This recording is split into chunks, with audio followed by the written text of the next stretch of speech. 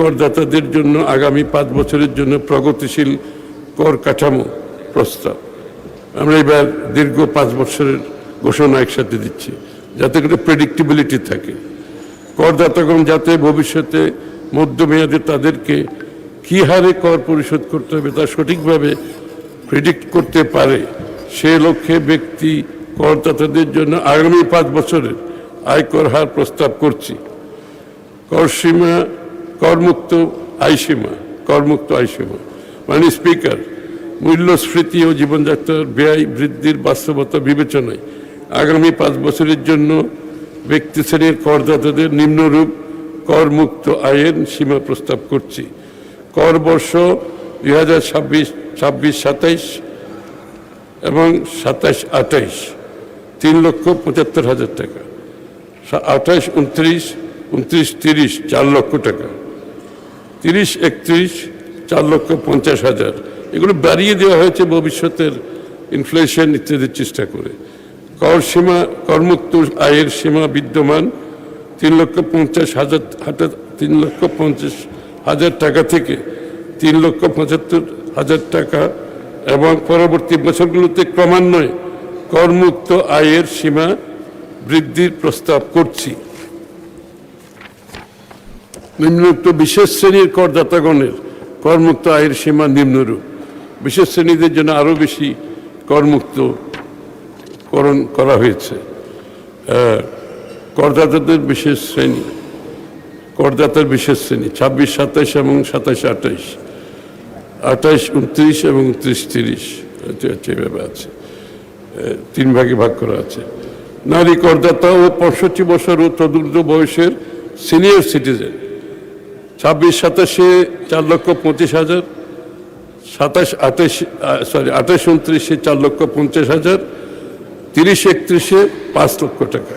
তৃতীয় লিঙ্গের করদাতা ও প্রতিবন্ধী করদাতা 26-27 এবং 27-28 5 লক্ষ টাকা, 28-29 5,25,000 টাকা, 30-31 5,75,000 টাকা। গ্যাজেটভুক্ত যুদ্ধাহত মুক্তিযোদ্ধা, গ্যাজেটভুক্ত জুলাই যোদ্ধা 26-27 27-28 5,25,000 টাকা, 28-29 29-30 5,50,000 টাকা, 30-31 6 লক্ষ টাকা। প্রতিবন্ধী ব্যক্তির পিতামাতা ও আইনানুগ অভিভাবক প্রত্যেক প্রতিবন্ধী সন্তান বা পোষ্যের জন্য 50,000 টাকা হারে আরও বেশি করমুক্ত করা হয়েছে। ব্যক্তি শ্রেণীর কর 2026-27 27-28 কর বর্ষের জন্য কর হার ব্যক্তি শ্রেণীর প্রথম 3,75,000 টাকা পর্যন্ত মোট আয়ের উপর 0 কর, পরবর্তী 3 লক্ষ টাকা পর্যন্ত মোট আয়ের 10%,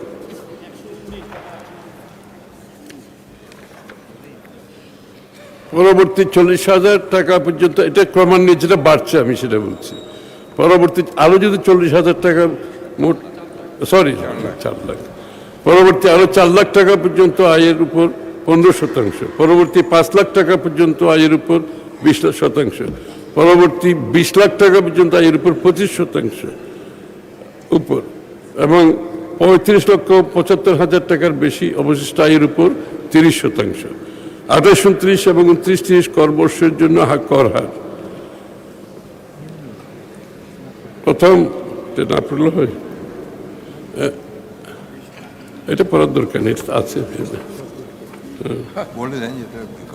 এটা করা আছে, বলা আছে, দরকার নেই। 30-31 কর বর্ষের জন্য কর হার এটাও বলা আছে, এটা বোধহয় না হলে হয়।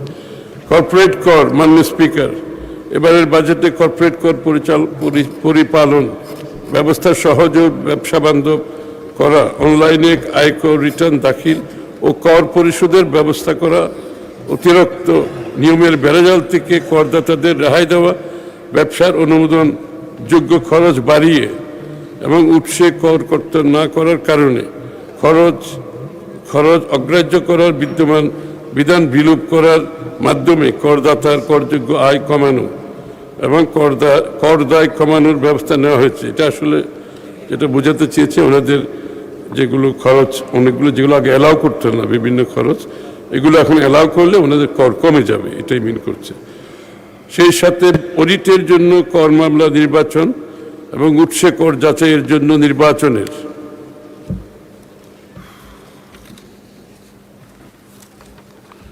প্রক্রিয়া সম্পূর্ণ স্বচ্ছ অটোমেটেড করার উপর জোর দেওয়া হচ্ছে।